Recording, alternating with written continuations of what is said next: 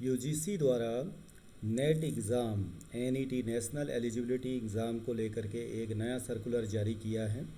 ये सर्कुलर है जो इस वर्ष जून 2024 से जो एग्ज़ाम होना है वो सीएसआईआर और यूजीसी द्वारा जो परीक्षा प्रायोजित की जाती है उसमें एनटीए उसको जो है कंडक्ट करता है। तो इस वर्ष जो कैटेगरी बनाई जाएगी वो 3 कैटेगरीज होगी और तीनों कैटेगरी को हमें आज विस्तार से उसको समझेंगे, क्योंकि ये बच्चों के लिए बहुत इम्पोर्टेंट है। जब आप जून में एग्ज़ाम देंगे तो वो 3 कैटेगरी आपको मालूम होनी चाहिए। जब आप मास्टर प्रोग्राम पूरा कर लेते हैं तो उसके बाद आप रिसर्च के लिए भी आप एप्लीकेबल होते हैं। आप जो है असिस्टेंट प्रोफेसरशिप के लिए एप्लीकेबल हो सकते हैं।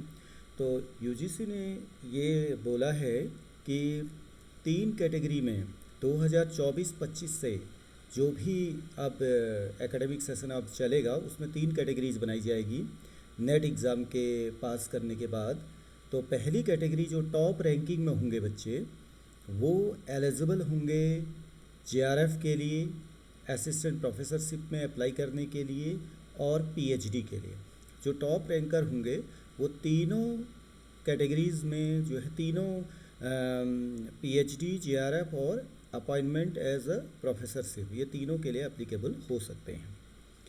एक कैटेगरी बनाई जाएगी जो उससे कम रैंकिंग वाले होंगे, उसमें बच्चे क्या कर सकते हैं, अपॉइंटमेंट एज असिस्टेंट प्रोफेसरशिप के लिए तो वो एप्लीकेबल होंगे, जहाँ भी वो पोस्ट निकलती है वहाँ अप्लाई कर सकते हैं।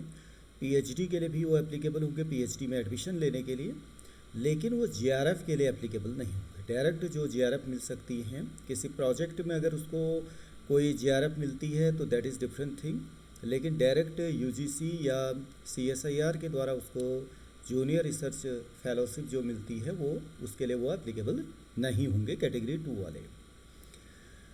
कैटेगरी 3 एक बनाई जाएगी। अभी तक तो यहाँ तक तो होता ही था, लेकिन अब 3rd कैटेगरी एक ये बनाई गई है अभी 2024 जून से।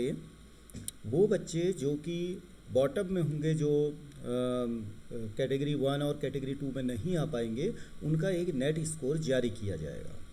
वो नेट स्कोर जो है उनको एप्लीकेबल बनाएगा पीएचडी करने के लिए। वो किसी भी यूनिवर्सिटी में जो है पीएचडी के लिए अप्लाई कर सकते हैं। जो यूनिवर्सिटी में अभी तक क्या होता था कि वो अपना एग्ज़ाम, एक यूनिवर्सिटी टेस्ट लेती थी जिसके बेस में वो अपने प्रोग्राम्स में, पीएचडी के प्रोग्राम्स में एप्लीकेबल जितने भी बच्चे उसमें निकलते थे उसको अप्लाई करवाते थे और जो है पीएचडी में एडमिशन देते थे।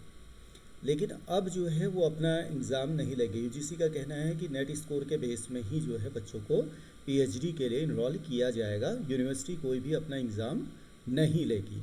वो 3rd कैटेगरी में बच्चे जेआरएफ के लिए और असिस्टेंट प्रोफेसरशिप के लिए तो एप्लीकेबल नहीं होंगे, लेकिन वो पीएचडी प्रोग्राम में एडमिशन लेने के लिए क्या होंगे, एलिजिबल होंगे। ये आपकी 3rd कैटेगरी है। तो 3rd कैटेगरी में आपको ध्यान रखना है कि आपको किसी भी यूनिवर्सिटी में जहाँ भी पीएचडी के लिए जो है वैकेंट सीट्स हैं वहाँ पे वो अपना एडवर्टीजमेंट निकालेंगे। वो चाहे नेशनल लेवल के कोई इंस्टीट्यूट भी हो सकते हैं, सीएसआईआर के कोई इंस्टीट्यूट भी हो सकते हैं, आईआईटीज़ भी हो सकते हैं, आईशर भी हो सकते हैं, वो यूनिवर्सिटीज़ भी हो सकती हैं। वो नेट स्कोर में और इंटरव्यू लेकर के जो है फाइनल कैंडिडेट को क्या कर सकते हैं, सेलेक्ट कर सकते हैं। ये यूजीसी का कहना है। तो जो 3rd कैटेगरी में होगा वो 70% वेटेज तो दिया जाएगा जो उसने नेट में अपना स्कोर गेट किया है। नेट में जो भी उसके मार्क्स आए हैं, जो उसका परसेंटाइल आया है, एक तो उसको लिया जाएगा 70% और 30% जो है इंटरव्यू जो होगा वहाँ यूनिवर्सिटी में होगा या जिस किसी भी हायर एजुकेशन इंस्टीट्यूट में जो भी होगा वो वहाँ पे 30% वेटेज किसका दिया जाएगा, इंटरव्यू का।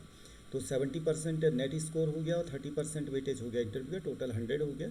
इसके बेस में एक ओवरऑल क्या बनेगी, एक कंबाइंड मेरिट बनेगी।